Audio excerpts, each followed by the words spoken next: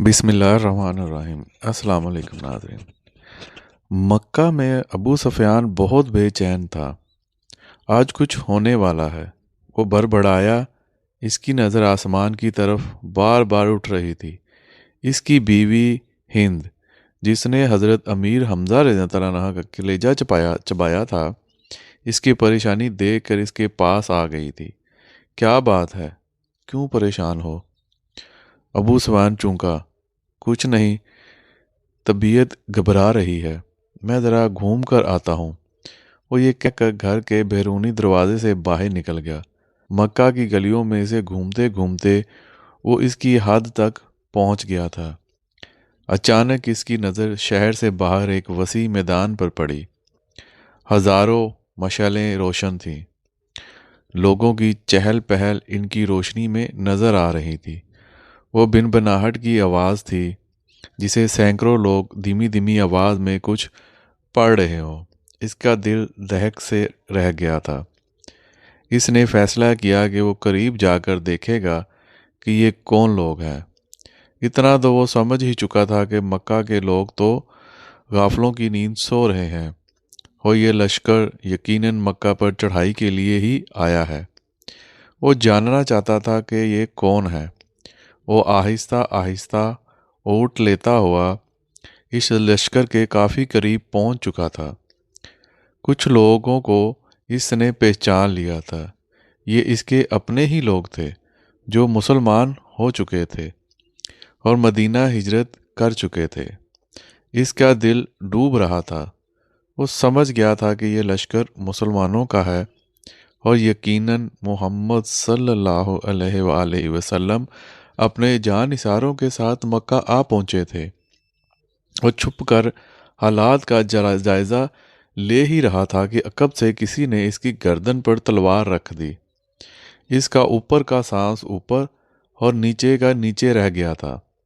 लश्कर के पहरेदारों ने इसे पकड़ लिया था और अब इसे बारगाहे मोहम्मद सल्लल्लाहु अलैहि वसल्लम में ले जा रहे थे।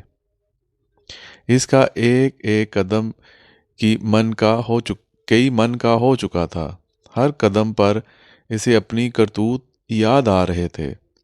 जंगे बदर, ओहद, खंदक, खैबर सब की इसकी आंखों के सामने नाच रही थी।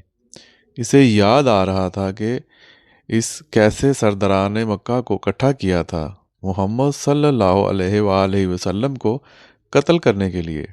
कैसे नजाशी के दरबार में जाकर तकरीर की थी कि ये मुसलमान हमारे ग़ुलाम और बागी हैं, इनको हमें वापस दो। कैसे इसकी बीवी हिंद ने अमीर हमज़ा रज़ियल्लाहु अन्हु को अपने ग़ुलाम हबशी के ज़रिए शहीद करवा कर इनका सीना चाक करके इनका कलेजा निकाल कर चबाया और नाक और कान काट कर गले में हार बना के डाल लिए थे। और अब इसे इसी मोहम्मद सल्लल्लाहु अलैहि वसल्लम के सामने पेश किया जा रहा था। इसे यकीन था कि इसकी रवायत के मुताबिक उस जैसे दहशतगर्द को फ़ौरन तहतीक़ कर दिया जाएगा। उधर बारगाहे रहमत लिल आलमीन सल्लल्लाहु अलैहि वसल्लम में असहाबा रज़ियल्लाहु अन्हा जमा थे और सुबह के इक़दामात के बारे में मुशावरत चल रही थी कि किसी ने आकर अबू सुफियान की गिरफ्तारी की खबर दी। अल्लाह अकबर! ख़ैमे में नारे तकबीर बुलंद हुआ। अबू सुफियान की गिरफ्तारी एक बहुत बड़ी खबर और कामयाबी थी। ख़ैमे में मौजूद उमर बिन ख़त्ताब उठ कर खड़े हुए और तलवार को म्यान से निकाल कर इंतहाई जोश के आलम में बोले, इस बदबख्त को कत्ल कर देना चाहिए। शुरू से सारे फसाद की जड़ यही रहा है। चेहरा मुबारक रहमतल्लिल आलमीन सल्लल्लाहु अलैहि वसल्लम पर तबस्सुम नमूदार हुआ और इनके दिलों में उतरती हुई आवाज़ गूंजी, बैठ जाओ उमर, इसे आने दो। उमर बिन ख़त्ताब रज़ियल्लाहु अन्हु आँखों में गैज़ लिए हुए हुक्म रसूल सल्लल्लाहु अलैहि वसल्लम की इताअत में बैठ तो गए, लेकिन इनके चेहरे की सुर्खी बता रही थी कि इनका बस चलता तो अबू सुफियान के टुकड़े टुकड़े کر ڈالتے۔ اتنے میں پہرے داروں نے بارگاہ رسالت صلی اللہ علیہ وآلہ وسلم میں حاضر ہونے کی اجازت چاہی۔ اجازت ملنے پہ ابو سفیان کو رحمت للعالمین صلی اللہ علیہ وآلہ وسلم کے سامنے اس حال میں پیش کیا گیا کہ اس کے ہاتھ اس کے امامے سے اس کی پشت پر بندھے ہوئے تھے، چہرے کی رنگت پیلی پڑ چکی تھی اور اس کی آنکھوں میں موت کے سائے لہرا رہے تھے۔ لب ہائے رسالت مآب صلی اللہ علیہ وآلہ وسلم واہ ہوئے اور اصحاب رضی اللہ تعالیٰ عنہ نے ایک عجیب جملہ سنا، اس کے ہاتھ کھول دو اور اس کو پانی پلاؤ۔ بیٹھ جاؤ ابو سفیان۔ ابو سفیان ہارے ہوئے جواری کی طرح گرنے کے انداز میں خیمے کے فرش پر بچھے قلین پر بیٹھ گیا۔ پانی پی کر اس کو کچھ حوصلہ ہوا تو نظر اٹھا کر خیمے میں موجود لوگوں کی طرف دیکھا۔ عمر بن خطاب رضی اللہ تعالیٰ عنہ کی آنکھیں غصے سے سرخ تھی۔ ابو بکر ابن قحافہ کی آنکھوں میں اس کے لیے افسوس کا تاثر تھا۔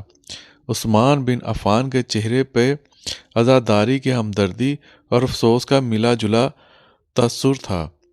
علی ابن ابو طالب رضی اللہ تعالیٰ عنہ کا چہرہ سپاٹ تھا۔ اسی طرح باقی تمام صحاب کے چہروں کو دیکھتا دیکھتا آخر اس کی نظر محمد صلی اللہ علیہ وآلہ وسلم کے چہرہ مبارک پر آ کر ٹھہر گئی، جہاں جلالت و رحمت کے خوبصورت امتزاج کے ساتھ کائنات کی خوبصورت ترین مسکراہٹ تھی۔ کہو ابو سفیان، کیسے آنا ہوا؟ ابو سفیان کے گلے میں جیسے آواز ہی نہیں رہی تھی۔ بہت ہمت کر کے بولا، میں اسلام قبول کرنا چاہتا ہوں۔ عمر بن خطاب رضی اللہ تعالیٰ عنہ ایک بار پھر اٹھ کر کھڑے ہوئے۔ یا رسول اللہ صلی اللہ علیہ وآلہ وسلم، یہ شخص مکاری کر رہا ہے، جان بچانے کے لیے اسلام قبول کرنا چاہتا ہے۔ مجھے اجازت دیجیے، میں آج اس دشمن ازلی کا خاتمہ کر ہی دوں۔ ان کے منہ سے یہ کف جاری تھا۔ بیٹھ جاؤ عمر۔ رسالت مآب صلی اللہ علیہ وآلہ وسلم نے نرمی سے پھر فرمایا، بولو ابو سفیان، کیا تم واقعی اسلام قبول کرنا چاہتے ہو؟ جج: جی یا رسول اللہ صلی اللہ علیہ وآلہ وسلم، میں اسلام قبول کرنا چاہتا ہوں۔ میں سمجھ گیا ہوں کہ آپ صلی اللہ علیہ وآلہ وسلم اور آپ کا دین بھی سچا ہے اور آپ کا خدا بھی سچا ہے۔ اس کا وعدہ پورا ہوا۔ میں جان گیا ہوں کہ صبح مکہ کو فتح ہونے سے کوئی نہیں بچا سکے گا۔ چہرہ رسالت مآب صلی اللہ علیہ وآلہ وسلم پر مسکراہٹ پھیلی۔ ٹھیک ہے ابو سفیان، تو میں تمہیں اسلام کی دعوت دیتا ہوں اور تمہاری درخواست قبول کرتا ہوں۔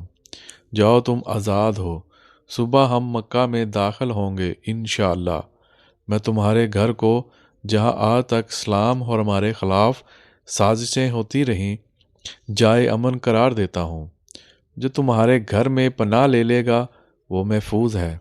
ابو سفیان کی آنکھیں حیرت سے پھٹی جا رہی تھی اور مکہ والوں سے کہنا، جو بیت اللہ میں داخل ہو گیا اس کو امان ہے، جو اپنی کسی عبادت گاہ میں چلا گیا اس کو امان ہے، یہاں تک کہ جو اپنے گھروں میں بیٹھا رہا اس کو امان ہے۔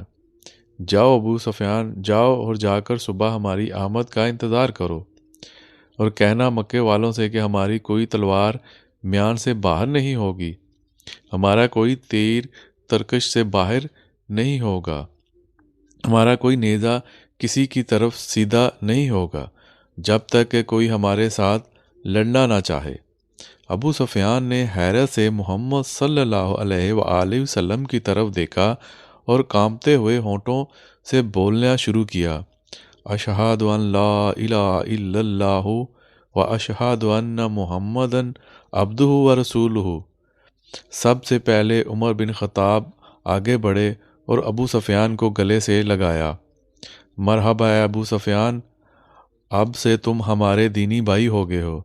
تمہاری جان و مال ہمارے اوپر ویسے ہی حرام ہو گیا جیسے کہ ہر مسلمان کا دوسرے پر حرام ہے۔ تم کو مبارک ہو کہ تمہاری پچھلی ساری خطائیں معاف کر دی گئیں اور اللہ تبارک تعالیٰ تمہارے پچھلے گناہ معاف فرمائے۔ ابو سفیان حیرت سے خطاب کے بیٹے کو دیکھ رہا تھا یہ وہی تھا کہ چند لمحے پہلے جس کی آنکھوں میں اس کے لیے شدت، نفرت اور غصہ تھا اور جو اس کی جان لینا چاہتا تھا، اب وہی اس کو گلے سے لگا کر بھائی بول رہا ہے۔ یہ کیسا دین ہے؟ یہ کیسے لوگ ہیں؟ سب سے گلے مل کر اور رسول اللہ صلی اللہ علیہ وآلہ وسلم پر ہاتھوں پر بوسہ دے کر ابو سفیان خیمے سے باہر نکل گیا۔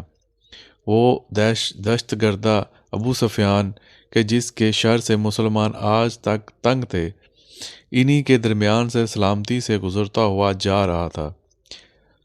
جہاں سے گزرتا اس اسلامی لشکر کا ہر فرد، ہر جنگجو، ہر سپاہی جو تھوڑی دیر پہلے اس کی جان کے دشمن تھے، اب آگے بڑھ بڑھ کے اسے مصافحہ کر رہے تھے، اسے مبارکباد دے رہے تھے، خوش آمدید کہہ رہے تھے۔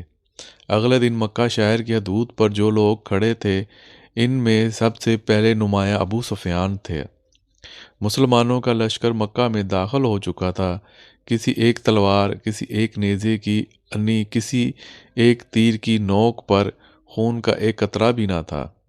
لشکر اسلام کو ہدایت مل چکی تھی، کسی کے گھر میں داخل مت ہونا، کسی کی عبادت گاہ کو نقصان مت پہنچانا، کسی کا پیچھا مت کرنا، عورتوں اور بچوں پر ہاتھ نہ اٹھانا، کسی کا مال نہ لوٹنا۔ بلال حبشی رضی اللہ عنہ آگے آگے اعلان کرتے جا رہے تھے، مکہ والو، رسول خدا صلی اللہ علیہ وآلہ وسلم کی طرف سے آج تم سب کے لیے عام معافی کا اعلان ہے۔ کسی سے اس کے سابقہ اعمال کے پاس پرس نہیں کی جائے گی۔ جو اسلام قبول کرنا چاہتا ہے وہ کر سکتا ہے، جو نہ کرنا چاہے وہ اپنے سابقہ دین پر رہ سکتا ہے۔ سب کو ان کے مذہب کے مطابق عبادت کی کھلی اجازت ہوگی، صرف مسجد الحرام اور اس کے حدود کے اندر بت پرستی کی اجازت نہیں ہوگی۔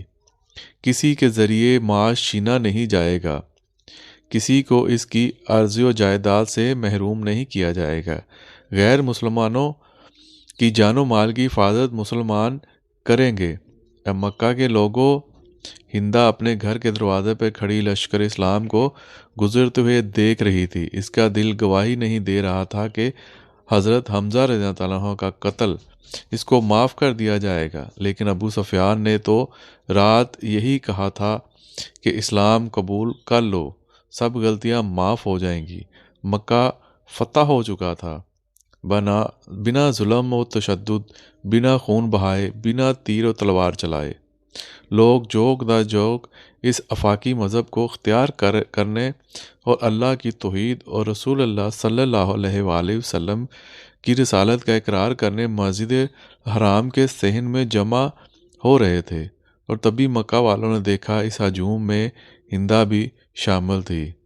یہ ہوا کرتا تھا اسلام، یہ تھی اس کی تعلیمات، یہ سکھایا تھا میرے رسول اللہ صلی اللہ علیہ وآلہ وسلم کی پیاری ذات نے۔ ناظرین، اگر آپ کو آج کی ہماری یہ ویڈیو اور یہ پیغام اور یہ ایک اسلامی واقعہ پسند آیا ہے تو ویڈیو کو لائک کر دیں اور دوستوں میں شیئر کر دیں اور ہمارے چینل کو سبسکرائب کر دیں۔ اب ہم آپ سے اجازت چاہتے ہیں۔ اللہ حافظ۔